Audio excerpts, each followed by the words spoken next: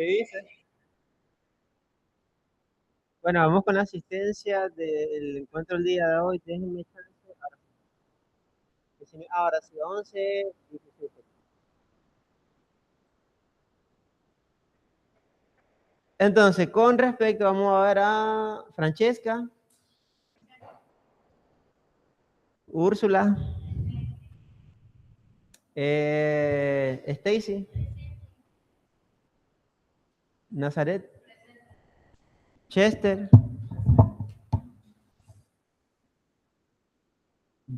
Yeseri, Alexandra, Alexandra, ya no está,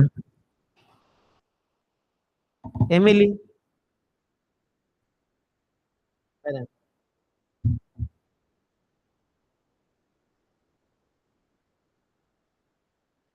se me perdió el mouse, espera.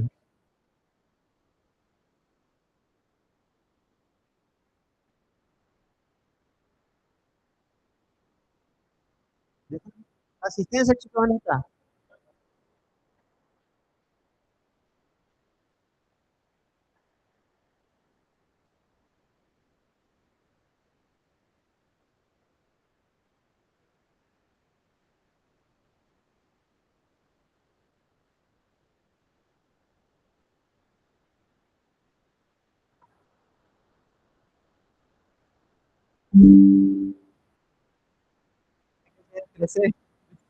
Trece, 13, Darlech, Darlech, no vino. Ah, Brian, Brian, Diego, salvaje ese el, en el Super Bowl. Génesis, Génesis, no vino. Isis, Luani, Luani, Milagro, Guadalupe,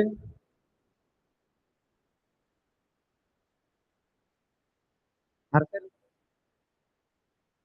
Iraida, Jaxi, Stephanie, Ricky, Lorena, Kenny, Yamil, Loreli, Mariano,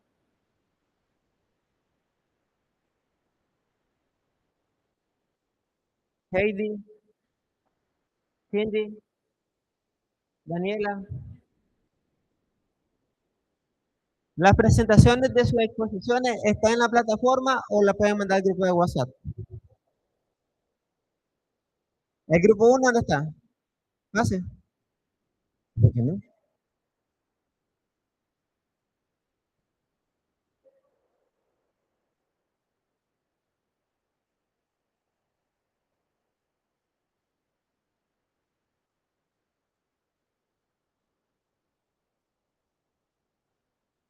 Entonces, miren, son 5 grupos, ¿verdad? ¿Qué hora es? Son las 11:37, 11:40, digamos. De las 11:40 a las 12:40 son 60 minutos, ¿verdad? Más 20, 60, tenemos 80 minutos de aquí a la 1. ¿Ya? 80 minutos entre 5 son 16 minutos. ¿Cómo no? Entonces, espérenme. 80.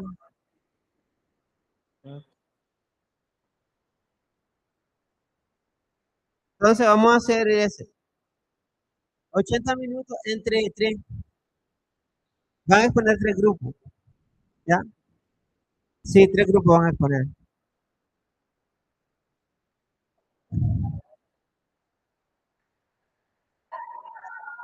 Sí.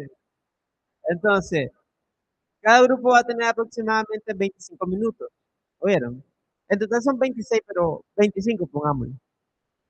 Yo voy a cronometrar el tiempo. Cuando el tiempo termine, va a sonar. No sé por qué no se escucha. Entonces, la presentación tuya no está en el grupo de WhatsApp o en la dos.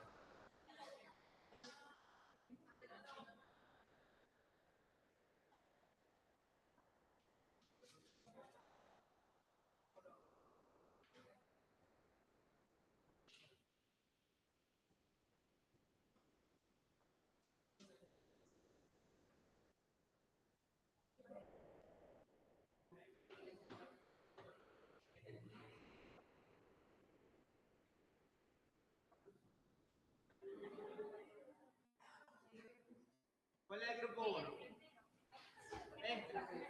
¿Ese de usted? ¿El grupo número 2 cuál es? En la plataforma está. Mándalo al grupo de WhatsApp.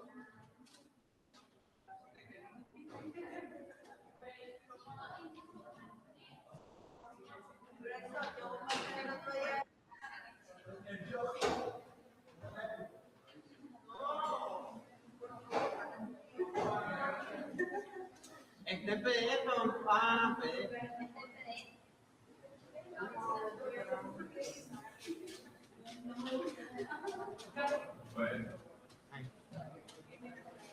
Grupo número 2 ya lo mandó. ¿Cuál es ese? Condicionamiento. Grupo número 3, ¿cuál es? ¿Cuál es la presentación? ¿Cuál es el de ustedes? Este.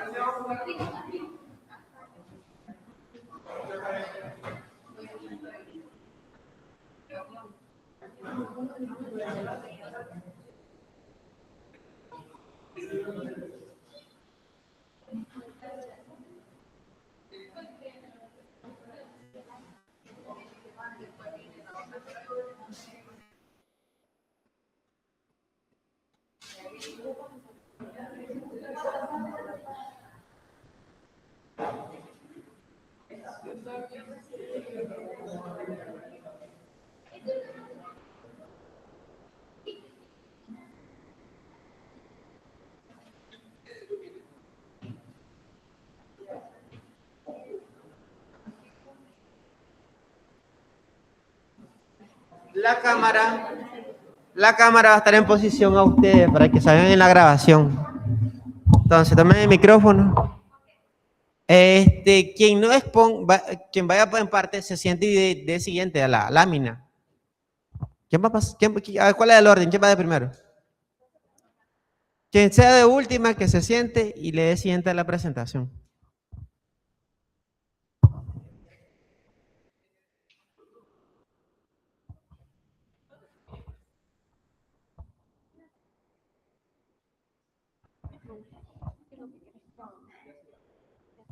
No me importa, solo como quieran.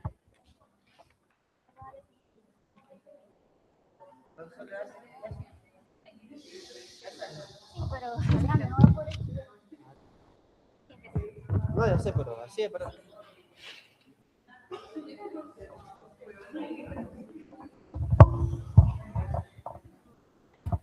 Necesito que el resto que no va a exponer esté al pendiente. Yo ir tomando cuenta también eso, si están chateando, si están en otras cosas. Antes que expongan les voy restando puntos. Ya porque, sí, puede repasar, tranquilo. Siempre y cuando sé que están repasando. Por eso me voy a sentar atrás. ¿Qué otros puntos? Bueno, cuando siguen el timer se acaba el tiempo. Ya, ustedes verán su orden. Tomen. 25 minutos les voy a poner. Muy buenos días. El día de hoy les vamos a hablar sobre los precursores del psicoanálisis. Empezando por Sigmund Schlosser Freud, mejor conocido como Sigmund Freud. Se conoció como el padre del psicoanálisis. Asimismo, fue un neurólogo austriaco que fundó o hizo las bases de la psicología moderna. Sigmund Freud nació en Moravia, estudió medicina, y después se especializó en neurología. Asimismo, empezó con la hipnosis, sin embargo, después quiso implementar otros métodos y es así como en 1900 escribió la interpretación de los sueños. Después, en 1935, tuvo que huir a Londres debido a la persecución nazi y así como el siguiente año fallece. Para Freud, el inconsciente era una parte muy importante, ya que la mente se dividía entre un gran iceberg, en donde la parte pequeña era el consciente y todo lo demás era el inconsciente. Así como creó la estructura de la personalidad, que tiene el yo, el ello, el yo y el super yo. Que el ello, el inconsciente, son nuestros recuerdos reprimidos, mientras que el yo es la base estable que mantiene al ello y al super yo, y el super yo es la moralidad. También hablaba sobre cómo el yo tiene mecanismos de defensa, en especial la represión. Otro dato muy importante de Freud es que además del psicoanálisis, la estructura de la personalidad, los mecanismos de defensa, a él le encantaban los perros, a él le gustaban los chau chaus, entonces él ocupaba en su terapia a su perrita y se daba cuenta que así los pacientes tenían más fiabilidad de él. Buenos días, hoy les voy a hablar sobre Carl Jung. Carl Jung fue uno de un psicólogo y un psiquiatra que propuso ideas muy importantes sobre el estudio de la mente humana.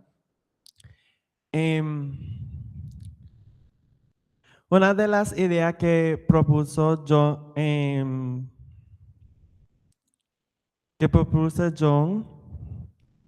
es el psicología analíticas. Al principio trabajó con Sigmund Freud, que después se separaron porque tenía diferentes ideas. Y también se propuso ideas de la arquetipo y también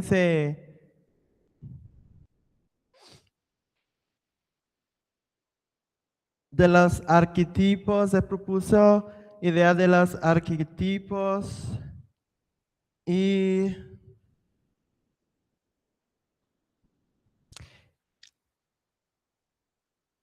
las personalidades de los humanos y también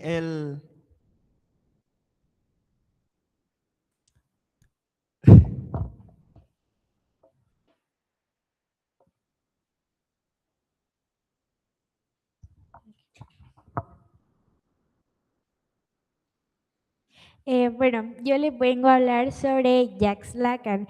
Jacques Lacan fue un psiquiatra y psicoanalista francés que nació el 13 de abril de 1901. Él retomó la idea de Sigmund Freud y las reinterpretó usando conceptos de lingüística, filosofía y psicología para explicar mejor cómo funciona la mente humana. Él propuso que el inconsciente funciona como un lenguaje, por lo tanto los pensamientos y deseos ocultos se manifiestan en sueños, palabras o lapsus. Él también desarrolló el estadio del espejo, que se trata de que cuando el niño ve su reflejo en el espejo, empieza a formar su identidad.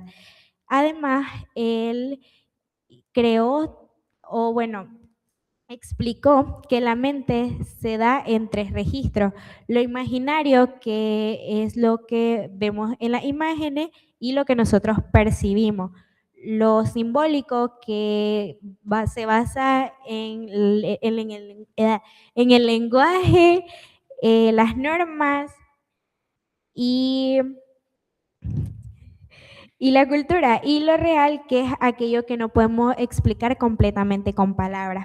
Por lo tanto, podemos decir de que Jacques Lacan fue un pensador clave para el psicoanálisis moderno, ya que sus ideas ayudaron a tener una mejor idea de cómo se forma la identidad, de cómo funciona el inconsciente y cómo el lenguaje influye en nuestra mente. Él falleció el 9 de septiembre de 1981, y antes de fallecer, él dijo de que soy obstinado, desaparezco, y falleció. Como siguiente personaje tenemos a Anna Freud. Ella nació el 3 de diciembre de 1895 en Viena. Como muchos sabrán, ella fue hija del famoso psicoanalista Sigmund Freud. Desde joven ella se interesó por el psicoanálisis y sobre los trabajos de su padre, pero ella trazó su propio camino.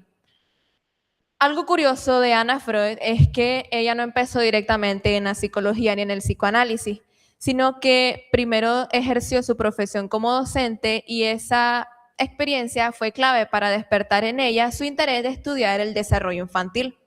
Más adelante, ella decidió enfocarse más a fondo en el psicoanálisis, especializándose en la psicología de los niños. En la Segunda Guerra Mundial tuvo que mudarse a Londres, en donde continuó su trabajo ayudando a niños que habían sido afectados directamente por el conflicto de la Segunda Guerra Mundial.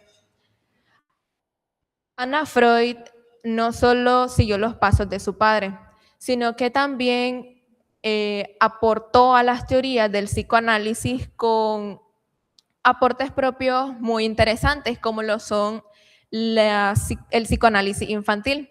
Ella fue una de las pioneras en usar esta teoría para tratar directamente a niños que habían sido afectados en el conflicto anterior. También ella desarrolló la teoría de los mecanismos de defensa. Ella explicó ampliamente cómo el yo utiliza estrategias inconscientes para protegerse de la ansiedad. También investigó cómo la familia, la educación y el ambiente influyen en el comportamiento y el desarrollo del niño. Y por último, el trauma de la guerra. Su trabajo con los niños en Londres durante la Segunda Guerra Mundial le ayudó a entender cómo eran los efectos de la guerra en ese momento. Y también lo ayudó a desarrollar más la teoría del psicoanálisis infantil. Finalmente, Anna Freud murió el 3 de octubre de 1982 en Londres, debido a complicaciones después de tener un derrame cerebral. Ella dio aportes súper fundamentales en lo que es el psicoanálisis, y no solo desarrolló más a fondo la teoría de su padre, sino que ella influyó bastante en la idea moderna de lo que es el psicoanálisis infantil, y nos dio las herramientas necesarias sobre cómo utilizarlo. Bueno, yo les hablaré sobre Karen Horney. Es una conocida psicóloga y psicoanalista del siglo XX, conocida por cuestionar algunas ideas del psicoanálisis tradicional planteadas por Sigmund Freud. Horney propuso que la personalidad no se basa únicamente en los factores biológicos, sino que en estos también influía la cultura, la familia y las relaciones sociales. Sus ideas ayudaron a ampliar la forma en la que la psicología entendía el comportamiento humano. Karen Horney nació en 1885 en Alemania. Luego estudió medicina y se especializó en el psicoanálisis. Durante su carrera se interesó por Se interesó por comprender cómo las experiencias de la infancia influían en la personalidad. Más adelante se muda a Estados Unidos donde desarrolla la mayor parte de su trabajo y escribe libros sobre la psicología y la personalidad. Uno de sus aportes más conocidos son las críticas hacia Freud, ya que Freud decía que las mujeres tenían una envidia inconsciente hacia el pene, conocida como envidia del pene. Sin embargo, Horney estaba de acuerdo con esto y ella argumentaba que muchas de las diferencias entre el hombre y la mujer no eran solamente por factores biológicos, sino que tenía que ver la educación, la cultura y las expectativas que se esperaban de ellos. Por esta razón es que Horney es considerada una de las primeras psicólogas en aportar sobre la psicología femenina.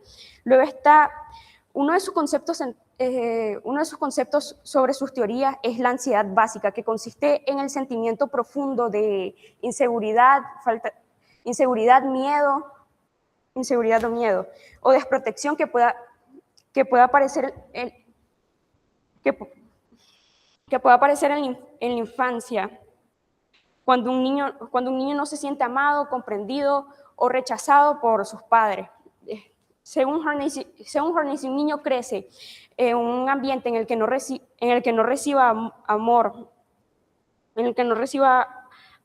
rechazo, sufra de rechazo, indiferencia o una presión considerable, puede desarrollar este concepto de ansiedad. A la vez, también mencionaba maneras de afrontar esta ansiedad. Son 3 en total. La primera es moverse hacia las personas, que consiste en cuando la persona busca la aprobación constante de los que lo rodean. La segunda consiste en moverse en contra de las personas, que es cuando la persona desarrolla una personalidad autoritaria para poder mandar sobre los otros. Y la tercera es moverse lejos de las personas. En este caso, la persona busca La persona prefiere aislarse emocionalmente para no recibir un daño después. También nos hablaba de las necesidades neurotípicas, que ella explicaba que suceden cuando una persona tiene mucha ansiedad, desarrolla necesidades extremas. En primer lugar está la necesidad extrema de aprobación o afecto. La segunda es la necesidad de tener un poder sobre los demás, y la tercera es una independencia extrema buscando evitar un daño.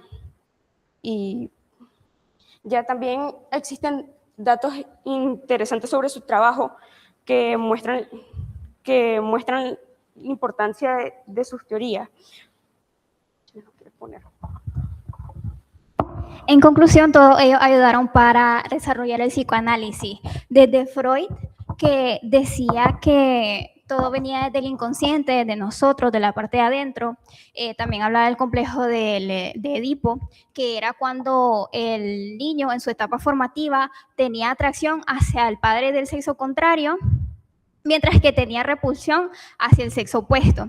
Asimismo, Jung, que dijo, no, esto no tiene nada que ver con la vida sexual, el inconsciente tiene que ver con la espiritualidad. Después viene Lacan y dice, sí, pero el inconsciente es un lenguaje. Asimismo, la hija de Freud, Ana, dijo de que sí, pero también es importante tener en cuenta a los niños y cómo su lenguaje es muy diferente al de los adultos. Y por último, Karen Horney, que vino y dijo que eso sí tenía que ver, pero lo estábamos viendo de una manera diferente. Tenía que ver con la personalidad, de la manera sociocultural, y de cómo el hombre siempre era el que tenía la razón, el que venía y decía, las mujeres esto, pero a las mujeres nunca se les dio la oportunidad de realmente ponerse a pensar en cómo ellas se sentían, o, por ejemplo, con lo de la envidia del útero, que Sí, las mujeres le tenían envidia, pero era realmente porque ellas no eran libres. Y eso es todo, gracias.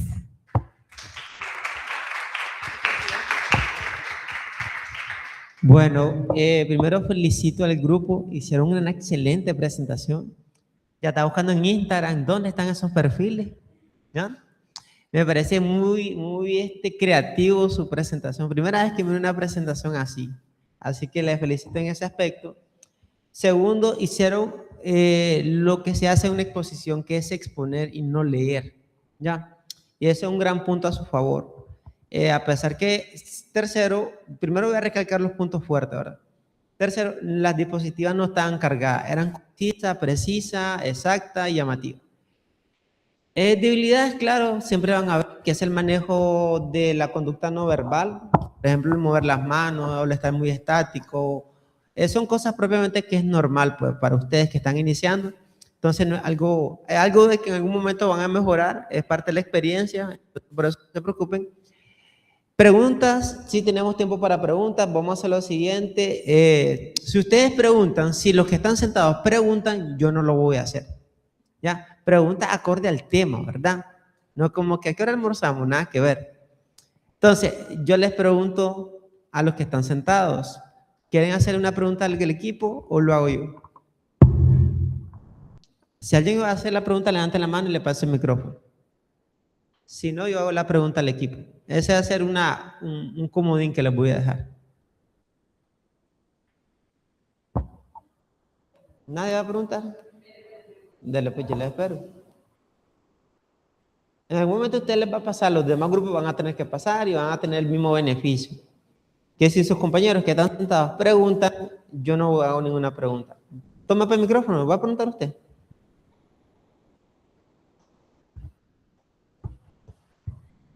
Porque así me cuenta también si está prestando atención. Aquí está.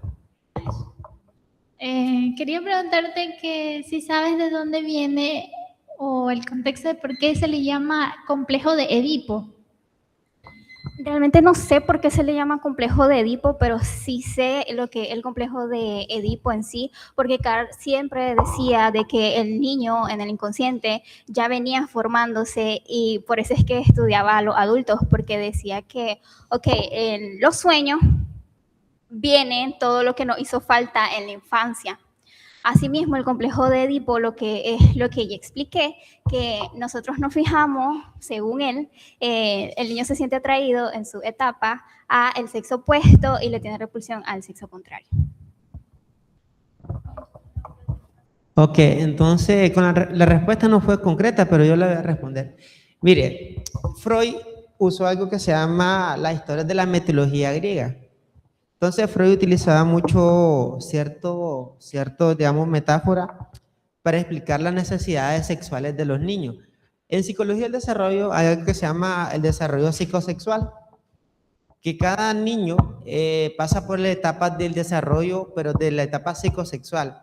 La etapa anal, oral, fálica, latencia. Entonces, es decir, la etapa oral, por ejemplo, son los niños que tienen satisfacción a nivel vocal, es decir, que se meten cosas a la boca, que andan chupando todo, ¿han visto esos niños que son? Entonces, Freud decía que en la etapa oral, si el niño no tiene una satisfacción de pequeño, cuando crezca va a tener una necesidad oral por satisfacer. Entonces viene la teoría de muchas cosas, de la homosexualidad, del lesbianismo, de las adicciones. Dicen, es que las personas son adictas al alcohol. Esa es la teoría del psicoanálisis. No digo que sea verdad. Es que la persona es adicta al alcohol porque le da una satisfacción tener la botella en la boca o la sensación helada y no sé qué.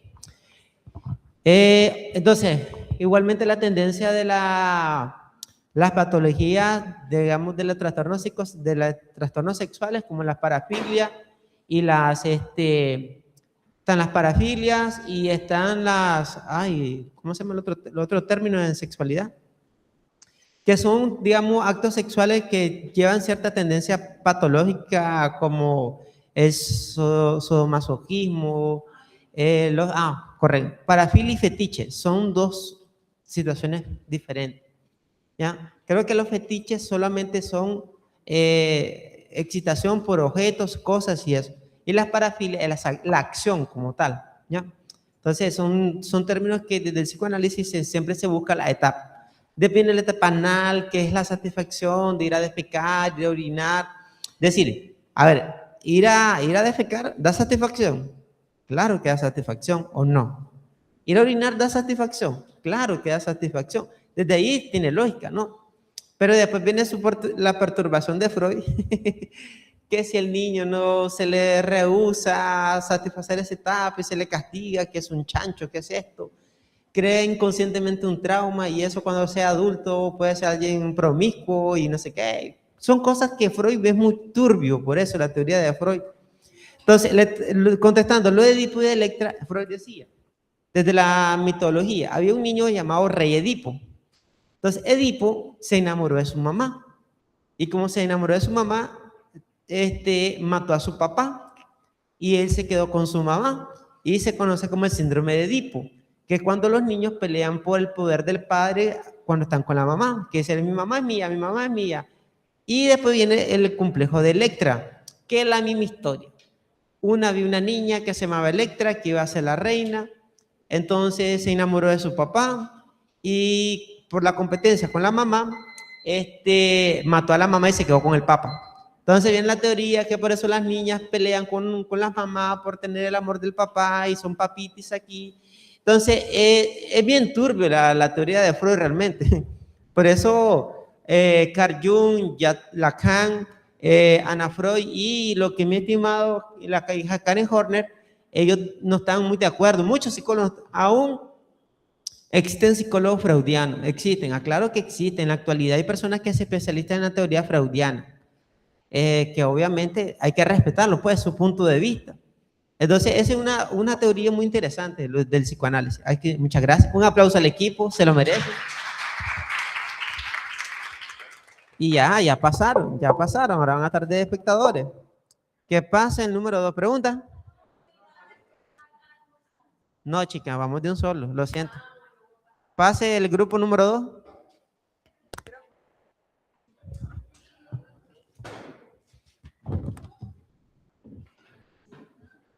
Ay, no, ¿qué digo?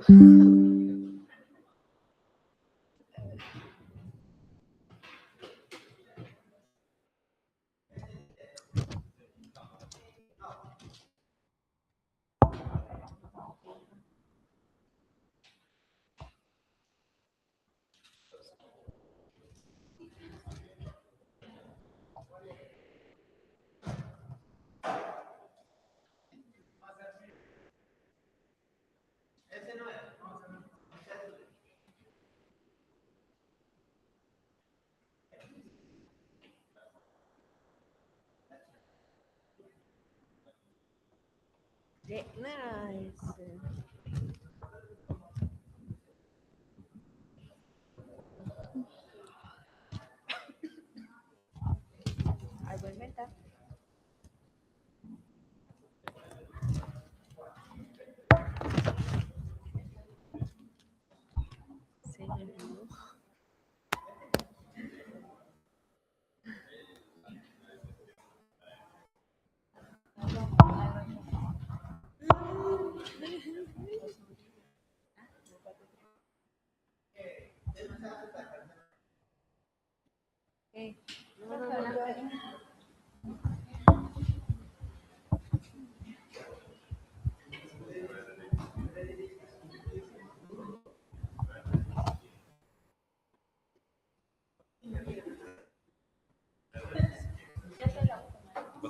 Alguien que se siente del equipo, sí, vaya rápido. No tarde, por favor. Profesor, les soy sincera, tengo un nervio. Se me olvidó todo, profesor.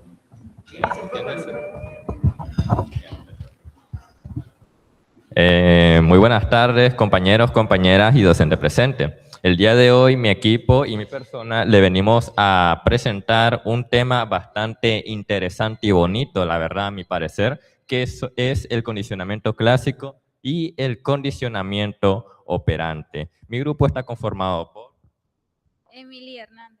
Yeseri. y mi persona, Brian León. Comenzamos con la historia de los respectivos condicionamientos clásicos y operantes. Yo. No, después.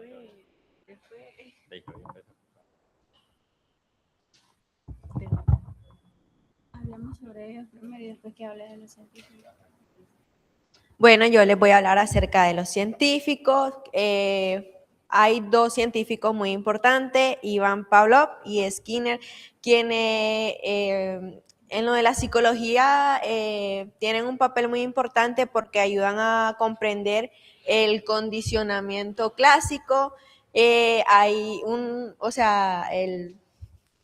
Uno de sus experimentos de Ivan Pavlov fue que él miraba cómo los perros salivaban antes de, no tener la comida. Entonces, conforme va pasando el tiempo, él iba notando eso y él le puso como una campanita y, igual miraba, se notaba cómo ellos salivaban antes de, no tener la comida y escuchando el sonido de la campana. Bueno, voy a empezar hablando sobre el condicionamiento clásico. El condicionamiento clásico es un método de aprendizaje por el cual los organismos aprenden en base a asociaciones, dos o más asociaciones. ¿A qué me refiero con esto? Ivan Pavlov hizo un experimento con perros donde se dio cuenta que estos reaccionaban a estímulos. Voy a plantearlo de la siguiente forma. Existen una serie de elementos en el condicionamiento clásico. Está el estímulo incondicional, que sería el estímulo antes de sentir antes del condicionamiento, por así decirlo. Por ejemplo, el perro ve la comida y a esto vendría la respuesta incondicional, que sería el perro salivando por ver la comida. Luego tendríamos el estímulo neutro, que sería la acción o el estímulo previo que no tiene ni un tipo de respuesta por parte del organismo, que en este caso es el perro del experimento. Después tenemos el estímulo condicional. Digamos que aquí se agrega ahora el estímulo neutro pasa a ser el estímulo condicional, perdón.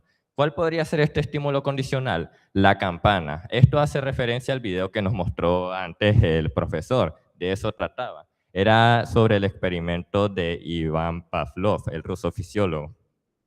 Nos contaba cómo en base a asociaciones y estímulos uno puede ir aprendiendo. En este caso, con el tiempo, él iba enseñándole al perro que con la campana ya tenía que él saber que iba a recibir comida. Por ende, cuando el perro únicamente escuchaba la campana, él ya empezaba a salivar. ¿Por qué? Porque él ya había asociado esos dos estímulos, la campana con la comida. Obviamente hay un aspecto a tomar en cuenta. Si el estímulo nuevo, el estímulo condicionado, empieza a actuar, pero sin la respuesta condicionada, que sería la comida, el perro con el tiempo va a dejar de asociar estos dos estímulos y al escuchar la campana, por ejemplo, ya no va a volver a salivar. Ahora solamente va a esperar por la comida y será hasta que le vuelvan a enseñar. Hay otra serie de ejemplos con los estímulos, con el condicionamiento clásico. Sería, por ejemplo, cuando un niño relaciona las agujas con el dolor. Ok. Ese sería el estímulo incondicional con su respuesta incondicional. La aguja genera dolor. Ahora vamos a añadirle el estímulo condicional, el hospital. El niño va al hospital y ya con el tiempo va entendiendo que si él va al hospital es porque él tiene que recibir una aguja y recibir inyección, medicina, y entonces él lo asocia con el dolor. Por eso los niños con el tiempo ya le tienen miedo a ir al hospital. Por eso mismo, la asociación de estímulos, que es en lo que básicamente consiste el condicionamiento clásico. Yo voy a hablarles sobre lo que es el condicionamiento operante. Fue desarrollado por el influyente psicológico y filósofo estadounidense Bruce Frederick Skinner. Bueno, esta teoría explica cómo las consecuencias de nuestras acciones pueden influir o hacer que se repita, pues, nuevamente. Esto consiste en un refuerzo, ya sea negativo, positivo. Uno positivo y uno negativo, y un castigo positivo y un castigo negativo. El refuerzo aumenta la conducta. En el positivo, es como, por ejemplo, añadir un estímulo agradable, como por ejemplo premios o elogios. Un refuerzo negativo sería quitar algo agradable, ya sea como por ejemplo que te quiten el celular, ese sería un refuerzo negativo. En el castigo, que disminuye la conducta, que un castigo positivo, añadir una consecuencia aversiva. Como por ejemplo, podría ser un niño cuando su mamá le dice que tiene que comer verduras o tiene que comerse sus vegetales. Cuando el niño no come sus vegetales, su mamá procede a regañarlo. Entonces, esa es una conducta. Entonces, el niño, al ver de que no se está comiendo sus verduras, o su mamá lo regaña. Pero un refuerzo positivo sería que la mamá le diga al niño que si se come sus verduras le va a prestar ya sea un videojuego o le va a comprar algo. Y un refuerzo negativo sería que si el niño no se lo come, su mamá no le va o se lo dio la primera vez porque lo hizo, pero como no lo cumplió, se lo quitó. Un ejemplo también podría ser en una sala de clase, como por ejemplo acá. El profesor nos deja una tarea a nosotros. Y al ver que una persona en particular, ¿cómo le puedo decir? Es participativa, le gusta hablar, entonces el profesor lo premia con eso y lo felicita. Entonces eso puede incitar a los demás a ser más expresivo o participar más en la clase. De eso se basa pues el operamiento, el condicionamiento operante. Otro que podría decir que la diferencia entre el operamiento clásico es que el clásico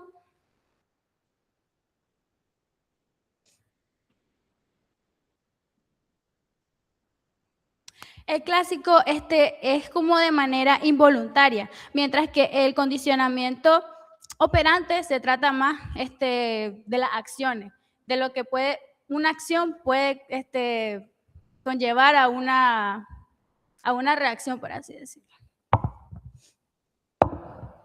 Conclusión, el conocimiento clásico y el conocimiento operante son dos teorías importantes en la psicología. El conocimiento clásico explica cómo aprendemos mediante asociaciones de estímulos.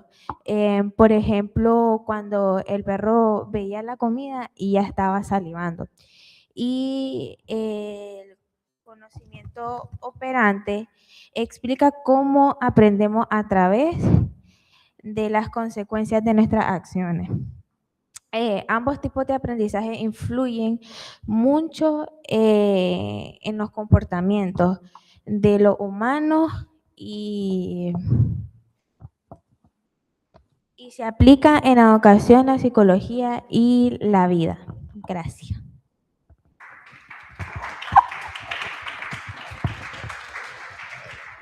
¿Alguna pregunta?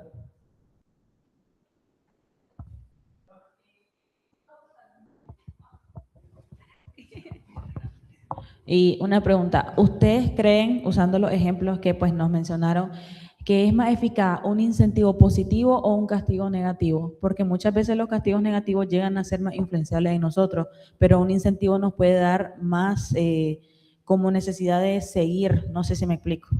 Entiendo tu pregunta. Yo Bueno, esto creo que va de cada quien, porque en lo que yo pienso, en lo personal, van de la mano. Tanto un incentivo o un incentivo positivo o un castigo negativo pueden llevar a aprender las dos formas en base a diferentes métodos, ¿verdad? Pero sí funcionan de igual forma. Digamos que, por ejemplo, en el castigo te quitan algo agradable. No haces la tarea, te quito el teléfono. Ok, ahora para la otra aprendemos a empezar a hacer la tarea. Con el incentivo positivo me quitan algo desagradable a cambio de hacer algo bien. Entonces estamos aprendiendo ahí. Las dos son de forma igual, van de la mano. Si no hacemos algo bien, nos van a castigar. Y si hacemos algo correctamente, nos darán un incentivo.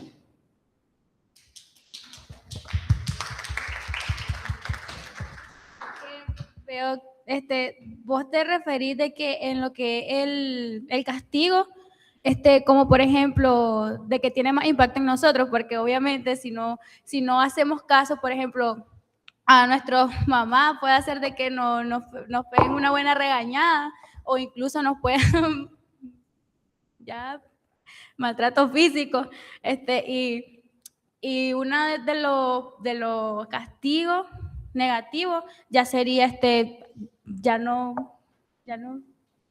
se puede. Entonces, lo que me tratas de decir es que los castigos tienen más impacto. Pero, ¿qué pasa a la hora de que a mí me castiguen, por ejemplo, quitándome el teléfono para que haga mi tarea? Lo último que voy a querer hacer cuando me quitan el teléfono es, no quiero hacer nada. Y entonces, ¿cómo es? Es tema psicológico esto, porque si a vos te quitan el teléfono, lo que se espera con el condicionamiento operante, que sería eso, lo que está ocurriendo en ese momento, es que vos asocies eso, no hay muchas asociaciones, ¿verdad? No es el condicionamiento clásico, pero asocies eso a que debes mejorar, no volver a hacer el error que hiciste antes. Obviamente existe la posibilidad de que si te quitan el teléfono te enojes y ya no deseas ni siquiera hacer nada. Pero eso es en lo que se basa el condicionamiento operante, es que si recibís un castigo, por ejemplo positivo, que sería en este caso te quitan algo agradable, vas en la próxima a cambiar y ser mejor, pues en este caso hacer tu tarea. ¿Alguna otra pregunta? Ok. Gracias. Pueden tomar su asiento, un aplauso, ¿verdad? Que dije una regla, si el público pregunta, yo no lo voy a hacer. Ya, así que puede apagar el micrófono, manténgalo apretado. Sí, vaya. Mire, le voy a explicar algo importante. Estas exposiciones son temas de examen, ¿oyeron? Para que lo tomen en cuenta. Las presentaciones, por eso les dije que la mandaran al grupo de WhatsApp, para que ahí la tuviéramos todo. Mire, el condicionamiento es un tema muy importante. A ver, la psicología es la ciencia que estudia ¿qué cosa? Comportamiento humano. ¿El padre de la psicología cómo se llama? No. ¿Cómo se llama? Wilhelm Wundt, correcto. El padre de la psicología no es Sigmund Freud, Wilhelm Wundt. Freud es del psicoanálisis, de las corrientes. Solo hace como una línea de tiempo. Entonces viene Wilhelm Wundt, usa el primer laboratorio, después del primer laboratorio vienen los diferentes conductistas, porque el conductismo es el que da base que la psicología sea una ciencia, ¿ya?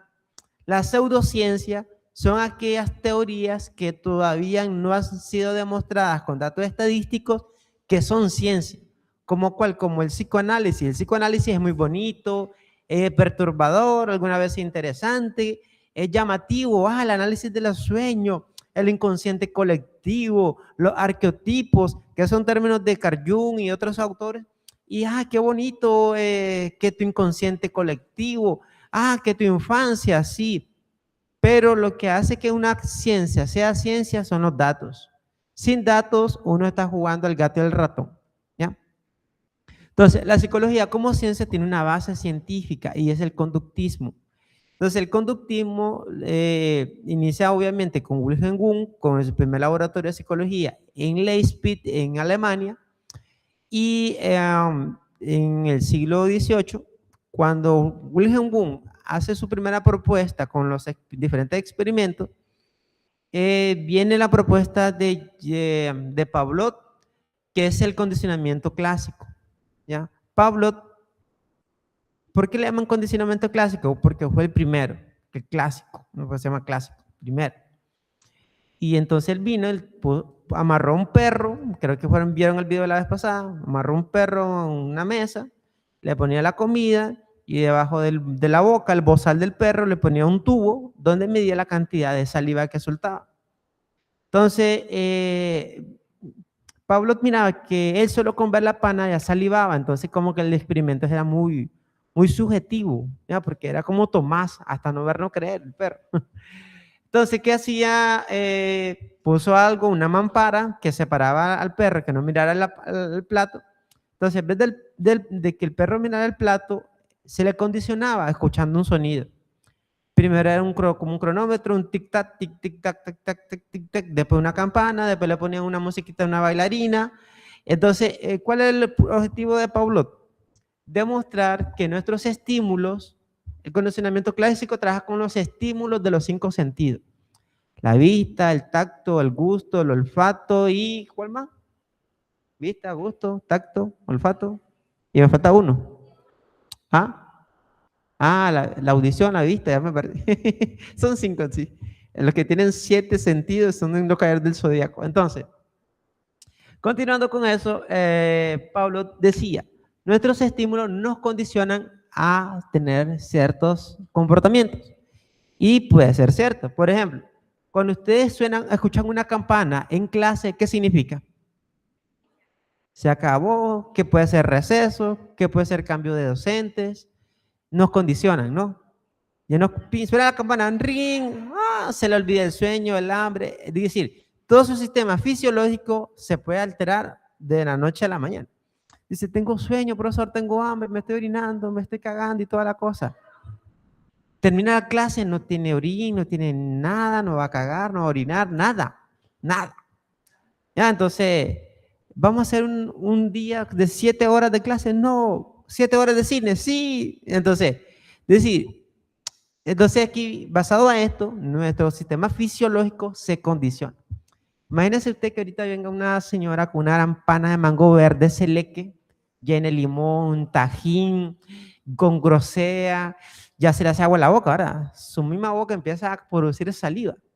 Y ese es un condicionamiento basado en estímulos clásicos. El operante es diferente. El operante dice, los estímulos pueden estar presentes o no y aún la conducta mantenerse. Y a esto se le conoce como condicionamiento operante, que opera no por medio de estímulos, ¿ya? Porque el del clásico es estímulo-respuesta, ¿no? Hay aire y una respuesta, estímulo-respuesta. Yo influyo en el ambiente. Después viene el operante, que es de Skinner.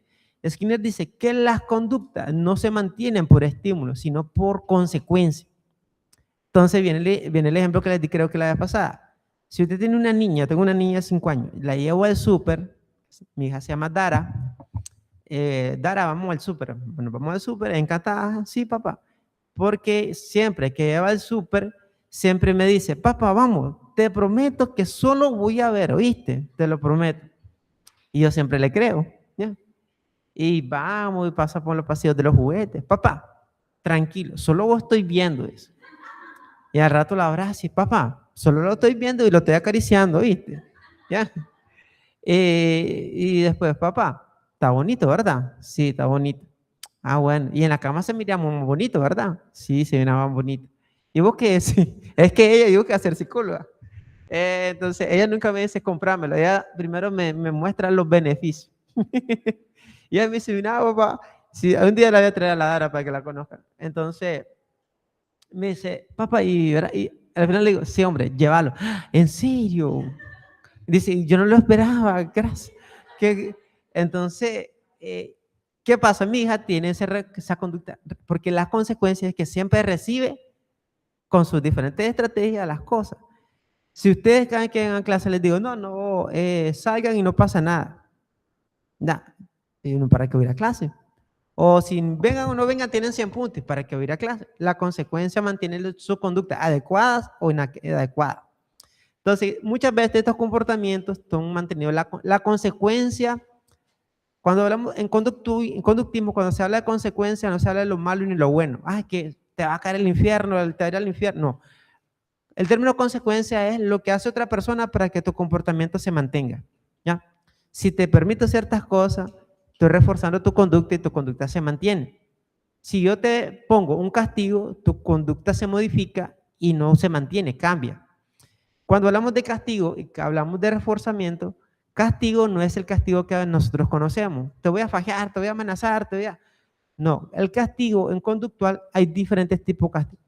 Castigo social, castigo sensorial, castigo, cognitivo, muchos tipos de castigo.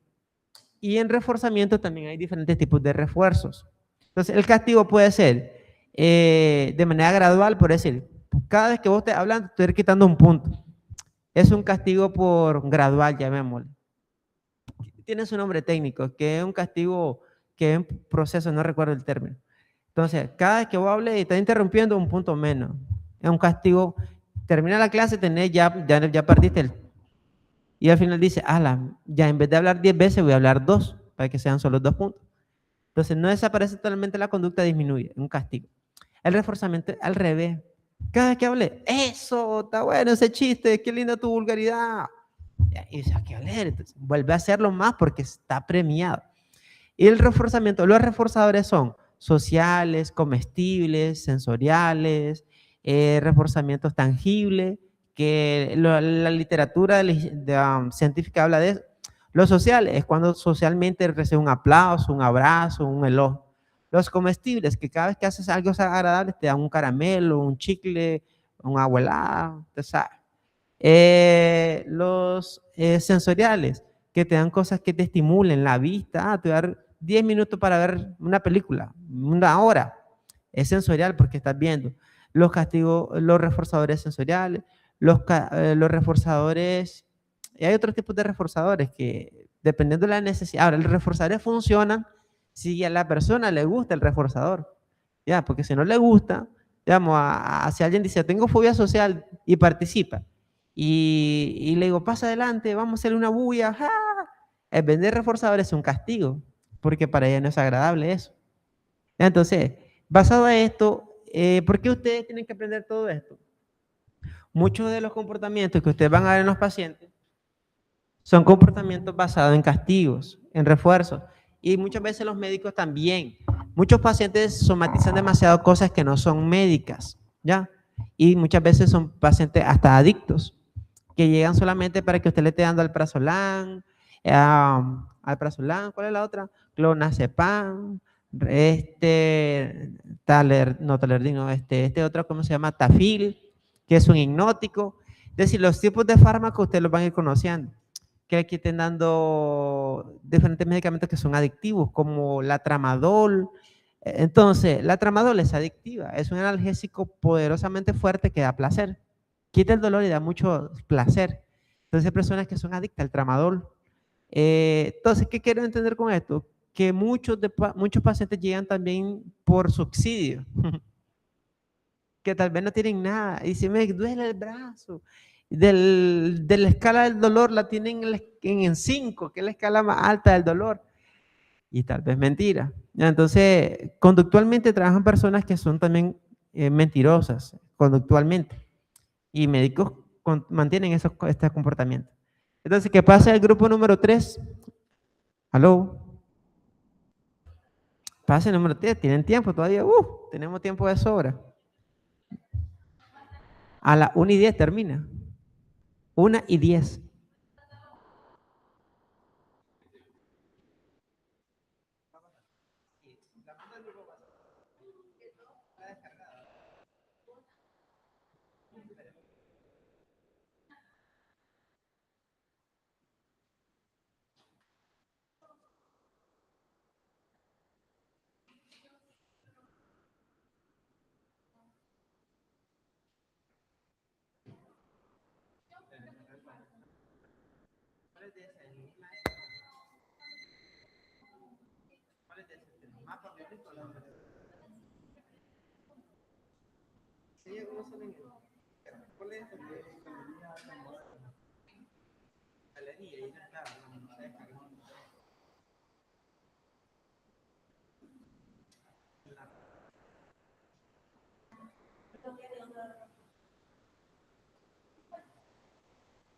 Pero mientras se pueden presentando.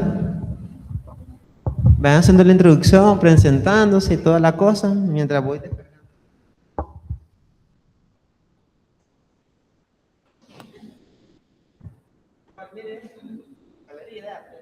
Sí.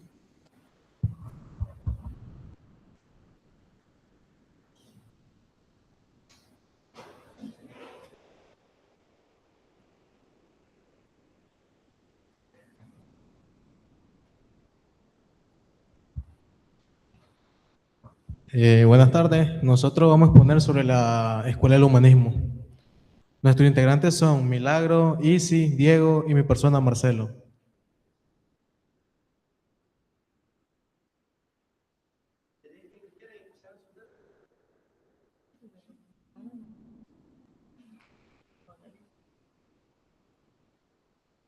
Chicos, a todos les dije que imprimieran la rúbrica, ¿verdad? Y pusieran sus datos del equipo. ¿Sí? ¿Ustedes no lo hicieron? ¿No lo imprimieron? Bueno, lo voy a usar en blanco, pero tienen que buscármelo después. De todo el equipo, ¿cuántos faltaron? ¿2 personas? Dos, pero parece que no siguieron. No siguieron, no están. Bueno. Entonces, una de ustedes siéntese, le dan dos siguiente y ya pueden iniciar.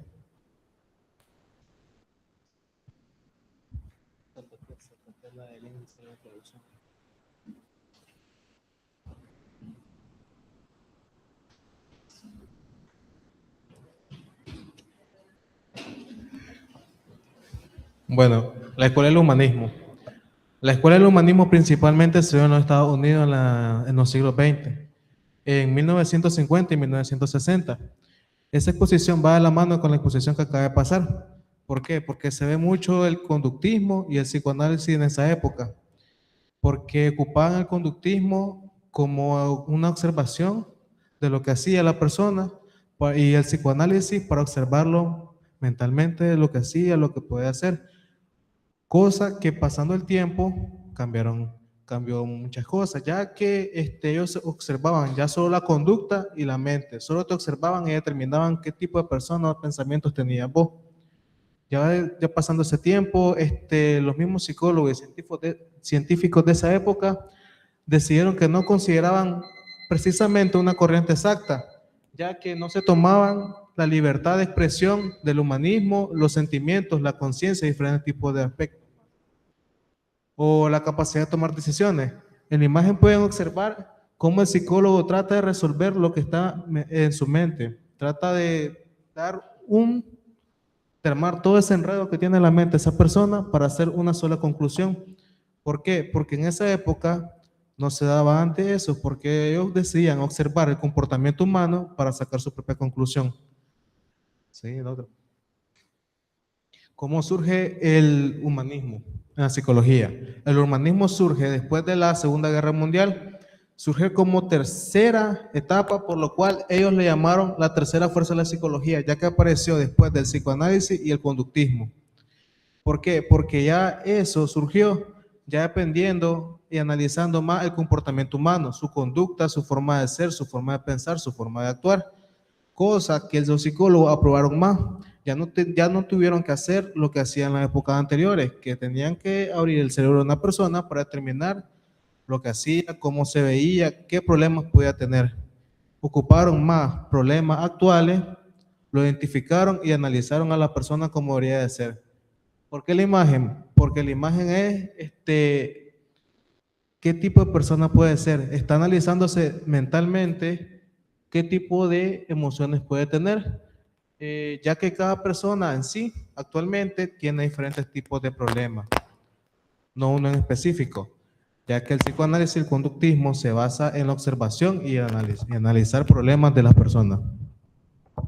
Bueno, a mí lo que voy a mostrarles yo son los principales autores. Tenemos por aquí en las imágenes Abraham Maslow, Víctor Frank, Carl Rogers, Eric Fromm y Fritz Perls. ¿Esta imagen? Bueno, hablaremos del primero, Abraham Maslow. Abraham Maslow es un psicólogo que nació el 1 de abril de 1902 y falleció el 8 de junio de 1970. Bueno, él es el fundador y el padre de esta psicología humanista. Y entre sus principales aportes destacamos lo que es la pirámide de Maslow, en la cual nos relata sobre que el ser humano tiene una jerarquía de necesidades básicas y solo hasta que es completada, él siente que ha alcanzado su máximo potencial. Otro gran autor es Carl Rogers, que iba de la mano con Maslow. Él creó lo que era la terapia del paciente o terapia del cliente. Bueno, esta se relata sobre cómo crear un entorno donde el paciente se sienta en confort, donde se sienta también en un entorno más terapéutico, por así decirlo, donde nos demuestra que el paciente buscaba lo que era la empatía y también buscaba las lecciones de entendimiento. Otro gran autor tenemos a Eric Fromm. Sí, Eric Fromm fue un filósofo y de hecho destacaba bastante porque él defendía el humanismo. Y en sus principales investigaciones, en su psicoanálisis, destacaba lo que era el crecimiento personal, lo que era la liberación, la libertad y lo que era la búsqueda del sentido. También en este mismo psicoanálisis lo analizaba sobre que el ser humano, el comportamiento se regía a base de 3 fundamentos. Lo que primero era el deseo, los motivos y las ansiedades. Prisper, bueno, él al lado, no puse aquí, pero él de hecho fue el creador de la terapia de Yale, pero la creó en colaboración con Laura Perls.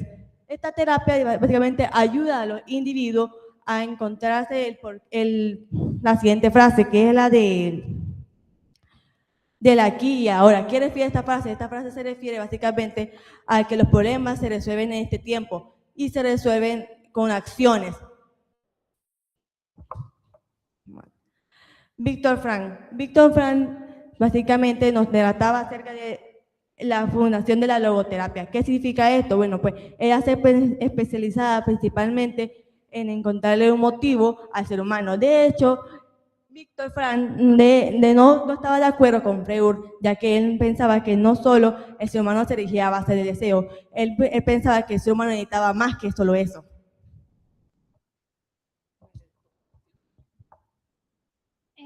Ahora yo voy a hablar sobre los aportes. Bueno, el humanismo nace en el siglo XX, como había dicho mi compañero, como una reacción frente al determinismo del psicoanálisis y el conductismo y el mecanicismo del conductismo.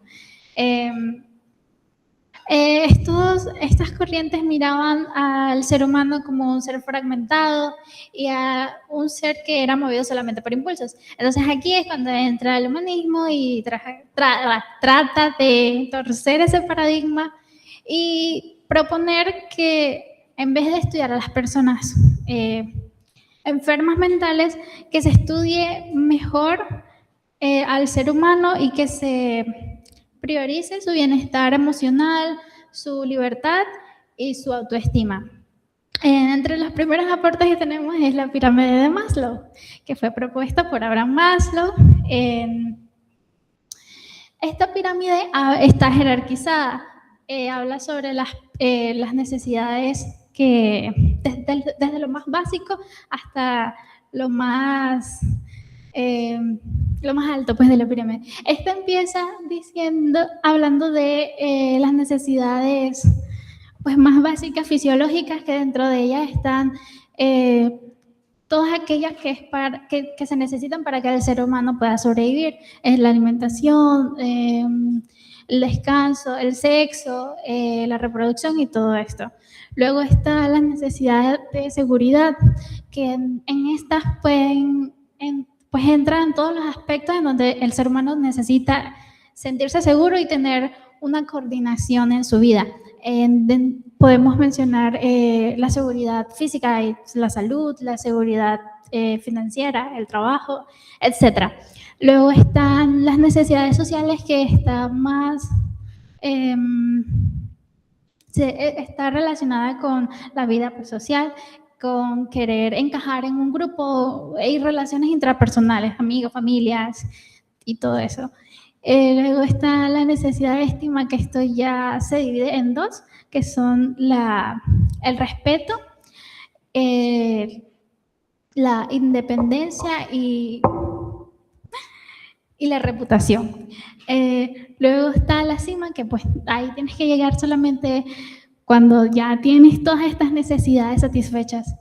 Y aquí él se dio cuenta de que el ser humano, se distingue a ella porque las demás necesidades son, ¿cómo decirlo? Pues son de...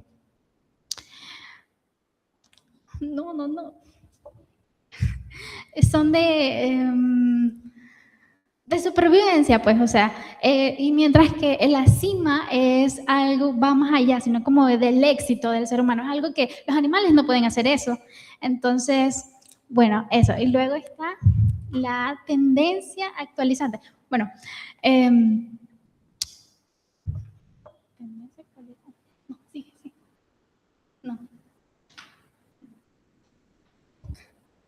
Atrás. Bueno, ahora voy a hablar sobre la promoción del potencial humano. A comparación de otras corrientes, el humanismo se enfocaba, como ya dije, en personas, no se enfocaba en personas enfermas, sino que solamente en el ser, pues prácticamente en lo social y en lo emocional del ser humano. Entonces, aquí es donde entra el concepto de tendencia actualizante, que para Abraham, el ser humano nacía con un impulso biológico y psicológico innato hacia la expansión, la independencia, la autonomía, pues sí, y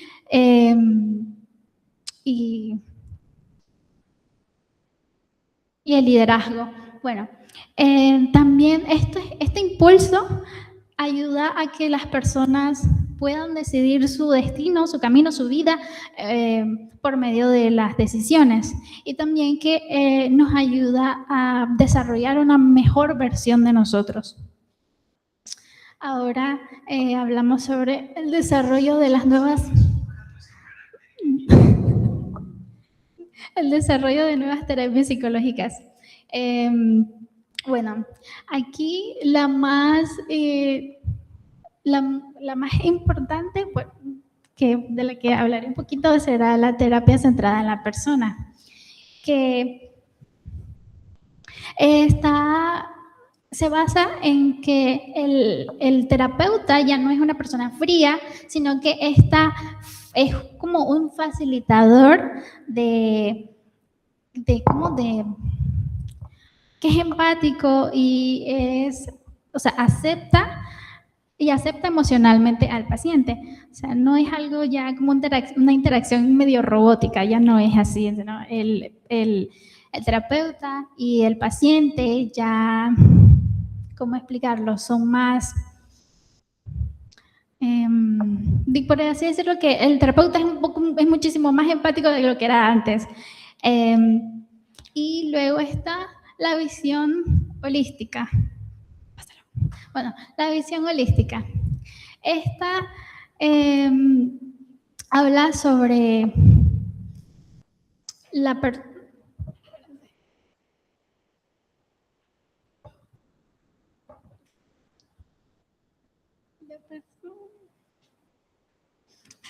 Ajá. Ok, que el ser humano es una totalidad organizada y un conjunto independiente. En en la visión holística uno no puede entender a las personas por medio de su función aislada, es decir, su comportamiento ni su memoria, sino que hay que profundizar mucho más. Bueno, todos estos estudios y todas estas teorías nos han demostrado de que, pues, se ha, por así decirlo, dividido y se ha centrado más la psicología en la libertad y la expresión emocional de los pacientes. Y eso sería todo. Le paso la palabra a... Hoy voy a hablar sobre las aplicaciones actuales. La psicología humanista tiene una visión positiva del ser humano, ya que consideraba que todas las personas tienen la capacidad de mejorar, cambiar y crecer a lo largo de su vida. También destaca la importancia del crecimiento. También destaca la importancia del crecimiento personal, porque cada persona puede desarrollarse y alcanzar su máximo potencial si tiene las condiciones adecuadas. Además, esta idea han tenido una gran influencia en las terapias modernas, ya que muchos tratamientos psicológicos actuales se enfocan en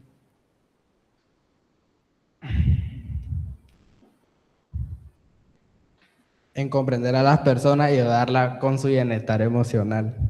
Por último, la psicología humanista sirvió de gran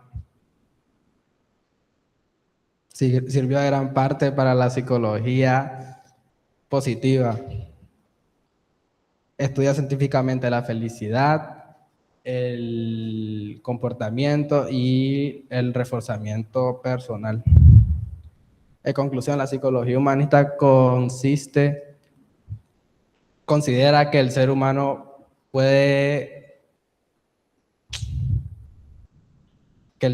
tiene la capacidad de mejorar, cambiar y alcanzar su potencial, su máximo potencial. Además, estas ideas han influido en terapias modernas y en el desarrollo de la psicología positiva, que se enfoca en el bienestar y la felicidad. Gracias.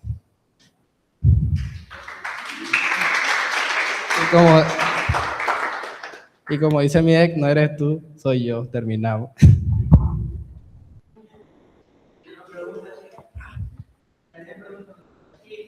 ¿Y yo por qué?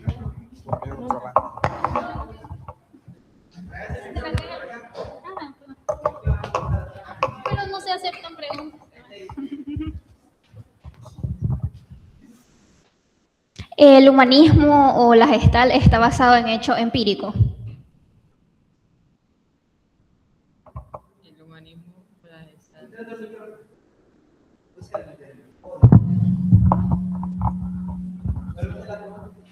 Que si el humanismo o la Gestalt está basado en hecho empírico.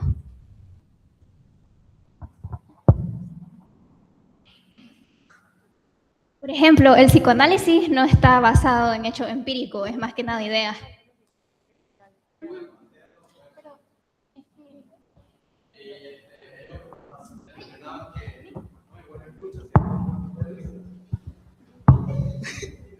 Mira, se determinaban en dos fuentes, en la observativa y el psicoanálisis. Obviamente, cuando determinaron en la escuela humanista más actual, ellos miraron que esas dos fuentes no servían, no eran tan confiables. Ellos querían observar más allá del ser humano, su comportamiento, su libertad de expresión, cómo pensaban, cómo actuaban, y así llegar a una conclusión más específica, ya que no les servía mucho experimentar. Por ejemplo, un gran ejemplo fue el que dijo del perro. Ellos experimentaban así. ¿Por qué? Porque una persona se acostumbra. Es como uno cuando iba al colegio, se acostumbraba al ruido de la campana porque ya sabían que iban a entrar a clase o que iban a receso. Entonces, ellos al ver ese comportamiento, prefirieron meterse más allá a lo mental del ser humano. Por eso yo puse esas dos imágenes que explican cómo un psicólogo intenta entrar al comportamiento del ser humano y pensar como él y a resolver los problemas, ya que uno tiene diferentes problemas emocionales, estrés, todo tipo de problemas tiene. Entonces ellos sacan la tercer tipo de psicología, así le ponen ellos al principio, ya que fue la más aceptada por ellos mismos. Eso fue realizado después de la Segunda Guerra Mundial, después del siglo XX por ahí.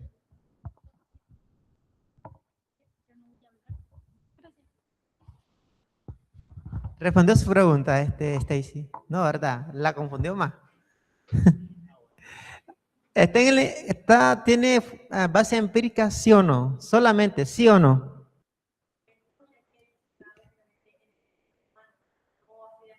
El humanismo. Bueno, tomen asiento. Tomen asiento. Un aplauso, chicos. A ver, otro aplauso. Ánimo, a ver.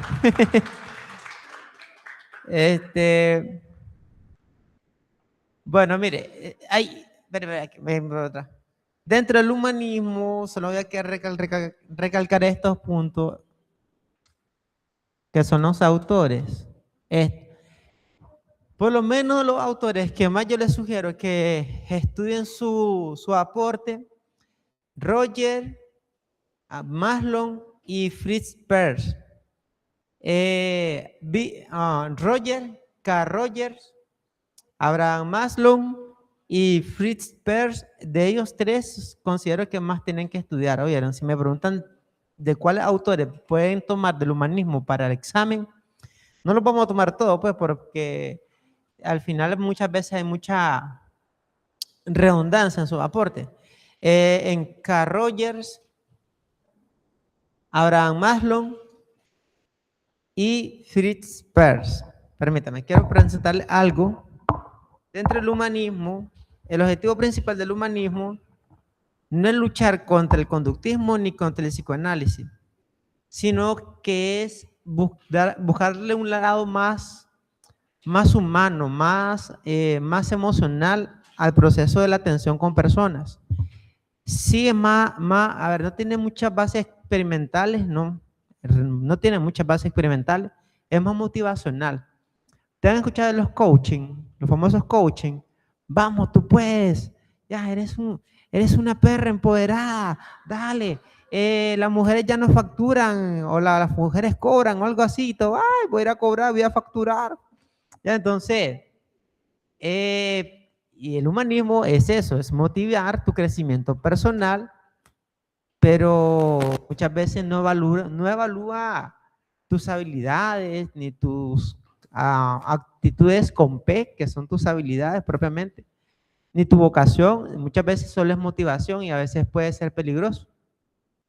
Por eso muchas personas del humanismo manipulan muy rápido, son muy manipuladores, porque tienen carisma, tienen mucha motivación, tienen mucho deseo de que crezca.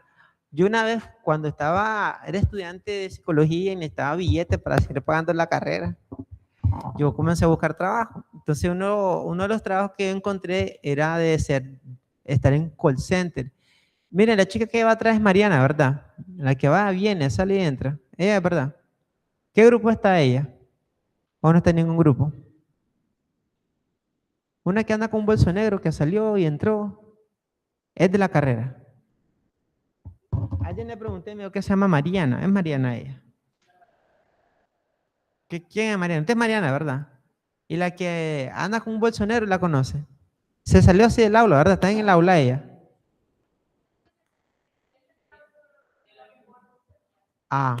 Ya la estaba apuntando. 0 le estaba poniendo, no sé ni quién es.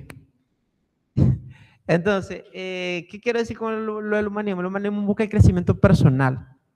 El crecimiento personal, la autorrealización, la terapia centrada en el paciente, busca como que el crecimiento sea lo más importante. ¿Ya? ¿Es malo? No es malo. Es bueno realmente, pero hay que valorar muchos aspectos. Supongamos que dice, el crecimiento personal para mí es tener una familia. Perfecto. O tener hijos. Hay mujeres que se sienten realizadas siendo madres, ¿ya? Y son felices. Sí, mire, llegan a consulta diciendo, quiero tener un hijo. Al final dicen, voy a buscar un ginecólogo que me haga algo en vitrio, que es como, ¿cómo se le llama eso? Seminación en vítrica, correcto. Que toman el esperma de un hombre, lo ponen en el óvulo y hasta pedir las características, que sea rubio, alto, inteligente. En Nicaragua no hay una bodega en vitria, creo que es, donde un hombre puede ir a donar esperma, no a donar, a venderlo. No lo hay, creo. ¿No? Entonces, ¿qué pasa con el humanismo? Búsquese que la autorrealización, tiene la pirámide memorícenla. Necesidades fisiológicas, alimentación, sueño, descanso, sexo. Necesidades después que vienen de afiliación, creo, o de seguridad. No, de seguridad, ¿verdad? Que es un trabajo, una casa, que es tener lo básico para pagar deudas, va. Después vienen las necesidades de afiliación. Ser parte de un grupo social, una familia, un ambiente. Después viene, ¿qué otras necesidades? A ver, los que pusieron, recuérdenme la antepenúltima en la escala. O creo que después viene autorrealización, no me acuerdo. Igual aquí la tengo, vamos a ver.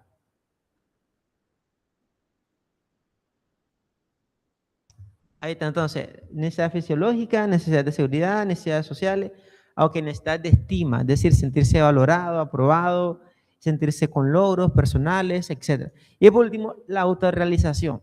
¿Qué es autorrealización? Es donde la persona se siente plena, es decir, usted puede sentirse autorrealizada con una casita en la montaña y usted está autorrealizado. Usted se puede sentir autorrealizado teniendo una bicicleta. Otros se sienten autorrealizados con un carro. Otros se sienten autorrealizados andar en rutas. ¿Ya? Hay gente que tiene real y anda en ruta, ya como yo. Pero es que yo tengo miedo a manejar, la verdad. Sí, vamos a ir a pasear. Nos vamos a ir en ruta. Entonces, ¿qué quiero dar a entender con esto? Mire, la autorrealización no es generalizada, es personal. Cada quien se va a sentir autorrealizado en las condiciones que sea y eso no te va a hacer ni más ni menos profesional. Entonces, la autorrealización es muy personal, aunque la sociedad lo quiere generalizar. Si no tenés estatus, no tenés carro, no tenés esta casota, no sos autorrealizado. Si no tenés el cuerpo perfecto, la cara perfecta, no sos autorrealizada. Si no tenés el tamaño ideal, no sos autorrealizada. Si tenés 40 años y no tenés hijos, sos la loca del barrio, no estás autorrealizada. Y hay mujeres que son autorrealizadas con hijos o sin hijos y son felices. Igualmente los hombres. ¿Ya? Entonces, la autorrealización es algo muy personal. Entonces, ustedes tienen que buscar la meta y decir en qué me siento autorrealizado. Yo soy autorrealizado siendo docente. A mí me encanta ser docente. Yo trabajé 4 años sin que me pagaran como docente. Ya, en una universidad con muchos problemas administrativos. ¿Ya? Pero me encantaba dar clases, tanto así que nunca les cobré. 4 años. Obviamente tenía mi otro trabajo, ¿ya? Pero la docencia, como era por horas, yo iba feliz. Entonces, quiero concluir con algo y es explicarle la filosofía de Peirce, de la Gestalt. La filosofía, me encanta esta filosofía, no tanto la Gestalt, sino la filosofía que él explica. Entonces, se la voy a enseñar rapidito.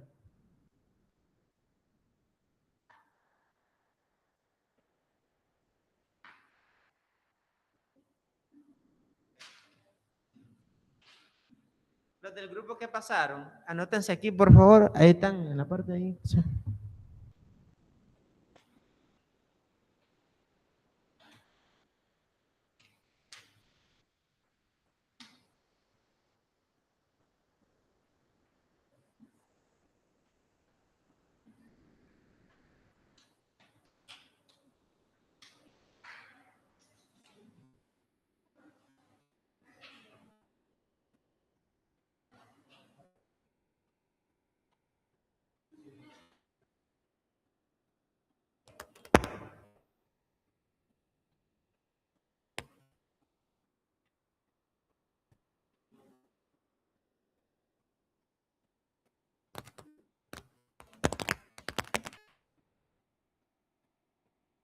Bueno, le quería descargar la imagen, pero no se pueden presentar imagen.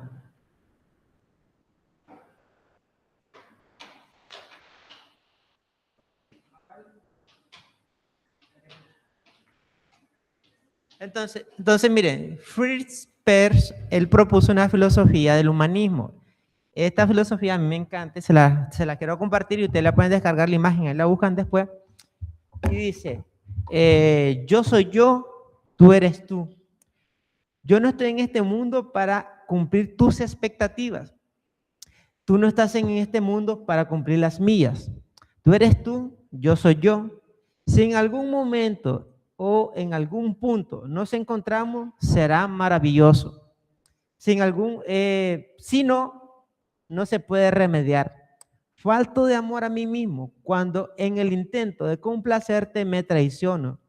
Falto de amor a ti cuando intento que seas como yo quiero en vez de aceptarte como realmente eres. Tú eres tú y yo soy yo. Se las regalo, descárguenla. A mí me encantó cuando yo estudié psicología y yo la aprendí. Me pareció interesante porque el humanismo permite que no ande de migajero, en pocas palabras, ¿ya? Y aceptar lo inaceptable es importante en el proceso. Entonces, por eso les decía al inicio, si en algún momento del trayecto de sus estudios se dan cuenta que la medicina no es para ustedes, no pasa nada.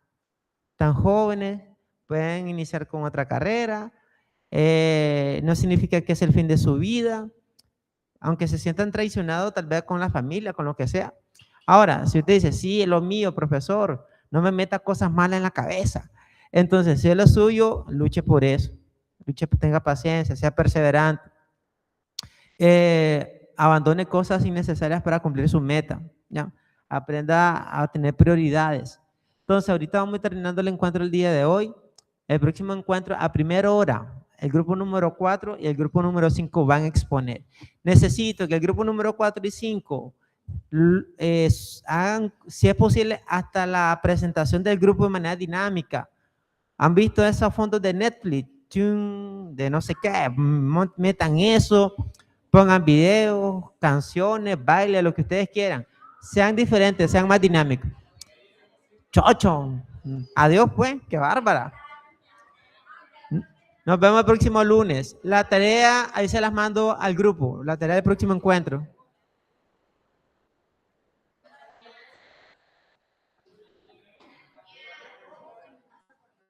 Es decisión de ustedes como grupo. Si ustedes díganle que ya está en el grupo, que ya se quedó la lista. Denme la rúbrica si quieren. ¿Qué me dijo? Y las que van a participar en Miss Universo, Miss Tierra, ustedes participen. ¿No? ¿Va a participar? Está bueno, participe, vamos a votar por ello, por usted también. ¿Va a participar usted? Ajá, usted también va a participar. Usted debería participar en la Miss Tierra. Si la actual es como usted, chiquitita. Ajá.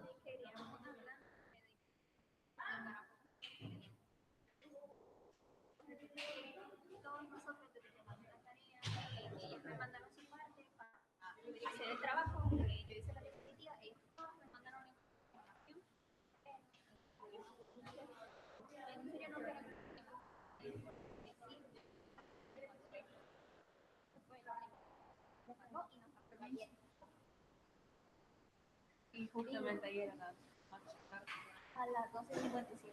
Ayer, Estamos hablando de que ya habíamos enviado las cosas.